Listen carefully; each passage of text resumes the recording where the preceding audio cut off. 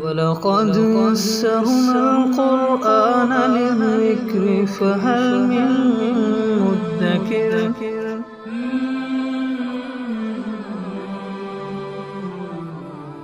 سورۃ البقرہ آیت نمبر 168۔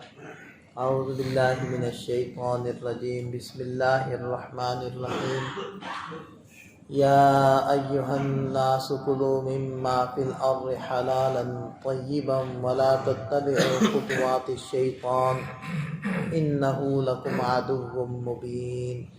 یا ایہا الناس، اے لوگو، کلوا مما فی الارض حلالا طیبا، کھاؤ زمین کی چیزوں میں سے حلال اور طیب۔ حلال حلہ سے نکلتا ہے، اس کا معنی ہوتا ہے گرہ کا کھول دینا۔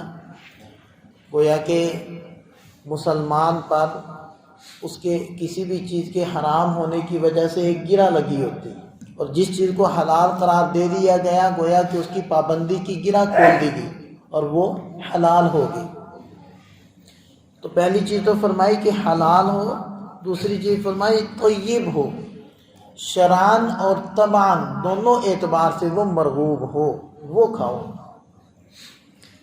حضرت سہل بن عبداللہ رضی اللہ عنہ ارشاد فرماتے ہیں کہ 3 چیزوں میں نجات ہے۔ پہلی چیز عقل حلال، اور دوسری چیز فرائض کی ادائیگی، اور تیسری چیز نبی پاک صلی اللہ علیہ وسلم کی سنت کی اتباع۔ ان 3 چیزوں میں نجات ہے۔ اور اصل میں یہ آیت مبارکہ نازل ہوئی ان لوگوں کے رد کے طور پر کہ جو اپنے بتوں کے نام پر کچھ جانور چھوڑ دیا کرتے تھے۔ اس کی زیادہ تفصیل تو سورہ انعام کے اندر آئے گی۔ عربوں کے ہاں یہ روایت ہے، اور ہندوؤں کے اندر بھی یہ رواج ہے کہ کوئی جانور بوڑھا ہو گیا، پرانا ہو گیا، یا کوئی خاص انہوں نے صفات متعین کی ہوتی تھی، تو اس وقت کے بعد اس جانور کو، اس اونٹ کو، اس سانڈ کو چھوڑ دیتے تھے کھلا، جہاں مرضی پھرے، جس مرضی کھیت میں جا کر منہ مارے۔ اب نہ کوئی اس کے اوپر سواری کر سکتا ہے، اور نہ ہی کوئی اس کو گوشت کے طور پر استعمال کر سکتا ہے۔ یہ مقدس ہو گیا ہے، اور یہ ہماری فلانی دیوی، فلانے بت کے نام پر یہ آزاد ہے۔ تو اس سے یہ اس بت کی خوشنودی اور اس جانور کو اس کے نام پر چھوڑ کر اس کی رضا جوئی اور اس کو اللہ کے ہاں سفارش کے طور پر بطور وسیلے کے، یہ ان کے عقائد تھے۔ تو اس کے بارے میں اللہ تعالیٰ نے ارشاد فرمایا کہ جو زمین میں حلال اور طیب ہے اس کو کھاؤ، حلال کو حرام نہ کرو۔ اور یہ شرعاً اتنا بڑا گناہ ہے کہ انسان کافر ہو جاتا ہے۔ کفر کے دروازوں میں سے ایک دروازہ یہ بھی ہے کہ جو اللہ نے حلال کیا اور اس کو پتہ ہے کہ یہ حلال ہے، وہ اس کو حرام کر دے کہ جی یہ حرام ہے، فتوے دینا شروع کر دے، یا اپنے اوپر اس نے حرام کیا ہوا ہے اس کو۔ اسی طرح اللہ کے کسی بھی حرام کو حلال قرار دے دے کہ نہیں یہ تو حلال ہے، اس میں کیا حرج ہے۔ تو دیکھیں، ایک ہوتا ہے حرام کام کو کر لینا یا حرام چیز کا کھا لینا، اس کو حرام سمجھتے ہوئے، گناہ سمجھتے ہوئے، اس کی وجہ سے کوئی کافر نہیں ہوتا، یہ فسق ہے، یہ نافرمانی ہے۔ لیکن ایک حرام کو حلال سمجھ لینا کہ یہ تو حلال ہے، اس میں کیا حرج ہے، یہ کفر کا سبب ہے۔ تو بہرحال فرمایا کہ جو زمین میں حلال اور پاکیزہ چیزیں پیدا کی ہیں وہ کھاؤ، ولا تتبعوا خطوات الشیطان، شیطان کی اتباع مت کرو۔ خطوات، خطوہ کہتے ہیں 2 قدموں کے فاصلے کو، ایک پاؤں آگے رکھتا ہے ایک پیچھے رکھتا ہے، تو دونوں کے درمیان کے فاصلے کو خطوہ کہتے ہیں۔ اور لفظی ترجمہ بنے گا شیطان کے قدموں پر قدم مت رکھو، جیسے جیسے وہ چل رہا ہے اس کے مطابق مت چلو۔ محاورہ یہ بنے گا کہ شیطان کی اتباع نہ کرو۔ انہ لکم عدو مبین، وہ تو تمہارا کھلا دشمن ہے، صریح دشمن ہے، اس میں کوئی پوشیدگی اور خفا نہیں ہے۔ اس نے دشمنی کبھی بھی اس سے پیچھے نہیں ہٹا، ہمیشہ دشمنی نبھائی ہے۔ انما یأمرکم بالسوء والفحشاء، وہ تو تمہیں حکم دیتا ہے بری باتوں کا اور فحش باتوں کا، بے حیائی کی باتوں کا۔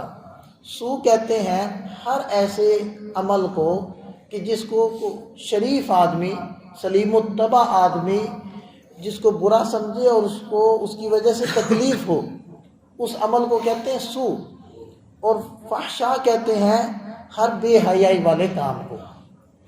تو وہ تو تمہیں حکم کرتا ہے انہی چیزوں کا۔ حضرت عبداللہ ابن مسعود رضی اللہ عنہ فرماتے ہیں، نبی پاک صلی اللہ علیہ وسلم نے ارشاد فرمایا کہ انسان کے دل میں شیطان وسوسے ڈالتا ہے، گناہ کو خوبصورت کر کے دکھاتا ہے، اس کی ملمہ سازی کرتا ہے۔ یہ ملمہ تو سمجھتے ہیں نا کہ نیچے پیتل ہو اور اس کے اوپر سٹیل کا پانی چڑھایا گیا ہو، نیچے چاندی اوپر سونے کا پانی چڑھایا گیا، اس کو ملمہ سازی کہتے ہیں کہ اندر کچھ ہے دکھتا کچھ ہے۔ تو شیطان یہی کرتا ہے کہ گناہ کو بڑا خوبصورت، بڑا دیدہ زیب، بڑا ہی جاذبیت اس کے اندر ڈال کر دکھاتا ہے۔ اسی طرح فرشتہ اللہ تعالیٰ نے متعین کیا ہوا ہے، وہ مومن بندے کے دل میں نیکی کی طلب پیدا کرتا ہے اور نیکی کو خوبصورت کر کے دکھاتا ہے، نیکی کے فضائل اس کے سامنے کرتا ہے، نیکی کی طرف کھینچتا ہے۔ یہ ہے یأمرکم بالسوء والفحشاء کا مطلب کہ دل میں وسوسے ڈالتا ہے۔ وَأَن تَقُولُوا عَلَى اللَّهِ مَا لَا تَعْلَمُونَ، اور اس بات کو حکم کرتا ہے کہ تم اللہ پر ایسی باتیں کہو جو تم جانتے نہیں۔ اب کسی بندے کا کسی عمل کو دین سمجھ کر کرنا یا دعویٰ یہ کرنا کہ یہ دین ہے، تو یہ اللہ پر ایسی بات کا کہنا ہے جس کو وہ جانتا نہیں کہ اللہ نے یہ بات کہی بھی ہے یا نہیں کہی، کیونکہ اپنی طرف سے وہ اس کو دین بنا کر پیش کر رہا ہے اور دین سمجھ کر عمل کر رہا ہے۔ دین تو اللہ اس کے رسول کی ماننے کا نام ہے۔ میری خواہش جس سے پوری ہو، میری دل کی طلب جس سے پوری ہو، یا میرے اندر کو تسکین پہنچے، اس کا نام تو دین نہیں ہوتا۔ وہ تو ہو سکتا ہے کہ پتہ نہیں کیسے کیسے جذبات انسان کے بنتے رہتے ہیں، ان کی تسکین کن کن اعمال سے ہوتی ہے، تو اس کا نام دین نہیں ہے۔ دین خالصتاً اتباع کا نام۔ ایک دیکھیں نا، ایک طریقہ یہ ہوتا ہے کہ آدمی کوئی بھی کام کرنے سے پہلے یہ سوچ لے، یہ دیکھ لے، یہ پوچھ لے کہ یہ کوئی شریعت کے اندر ایسی بات ہے میں ایسا کروں یا نہ کروں۔ اور ایک طریقہ یہ ہوتا ہے کہ میرا دل چاہ رہا تھا میں کروں، میں نے کر لیا، اب اس کو تو میں ثابت کرنے کی کوشش کروں۔ دیکھو جی اس آیت سے بھی تو یہ مطلب نکلتا ہی ہے نا، دیکھو جی یہاں سے بھی تو یہ مفہوم نکلتا ہے، دیکھو ایسا ایک مرتبہ ہوا تو تھا۔ ایک ہے کہ کام کر کے پھر اس کو سند دینا، اس کو ثابت کرنے کی کوشش کرنا، اور ایک ہے کہ پہلے کرنے سے پہلے یہ پوچھنا، یہ دیکھنا کہ یہ چیز ہے میں کروں یا نہ کروں۔ ان دونوں میں بہت بڑا فرق ہے۔ دنیا میں آج کل یہی ہو رہا ہے کہ پہلے کام کرتے ہیں پھر زبردستی اس کو ثابت کرنے کی کوشش کرتے ہیں۔ اللہ تعالی ہمیں سمجھ عطا فرمائے، عمل کی توفیق عطا فرمائے۔